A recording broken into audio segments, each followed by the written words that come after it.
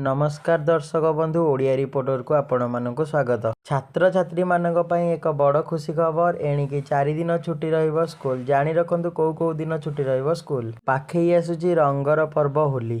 सबुथर परी एबे मध्य होली तारीख को नहीं किछि द्वंद्व रहिछि। केतेक मार्च 3 रे होली पालन करबा कथा कहउछथि त केतेक मार्च 4 रे। 2026 मसिया रे रंगर पर्व होली बुधवार 4 मार्च रे पालन करा जिवो होलीर पर्व। होलिका दहन अर्थात 3 मार्च रु पालन करा जिवो होली। होलिका दहन गोटे दिन पूर्व पालन करा जिवो अर्थात 3 मार्च मंगलवार दिन अनुष्ठित हेबो। उत्तर प्रदेश सरकार द्वारा प्रकाशित वार्षिक कैलेंडर अनुसार मार्च 1 तारीख रविवार छुट्टी। कैलेंडर मार्च 2 रे होलिका दहन, मार्च 4 तारीख को होली पई छुट्टी भाबरे तालिका प्रस्तुत करा जायछि। अभिभावक मत अनुसार सबुठारु बड़ प्रश्न हेउछि केबे छुट्टी रहिबो। कोन 3 तारीख रे मध्य स्कूल गुडिक बंद रहिबो। ଏହା ସ୍ପଷ୍ଟ ସରକାରୀ ନିର୍ଦ୍ଦେଶ ଏପର୍ଯ୍ୟନ୍ତ ବାକି ଅଛି। ଏହା ବିଶ୍ୱାସ କରାଯାଉଛି ଯେ ଯଦି ହୋଲିକା ଦହନ 3 ତାରିଖରେ ପଡ଼େ ତେବେ ସ୍କୁଲ ସେହି ଦିନ ମଧ୍ୟ ଛୁଟି ଘୋଷଣା କରାଯିବ।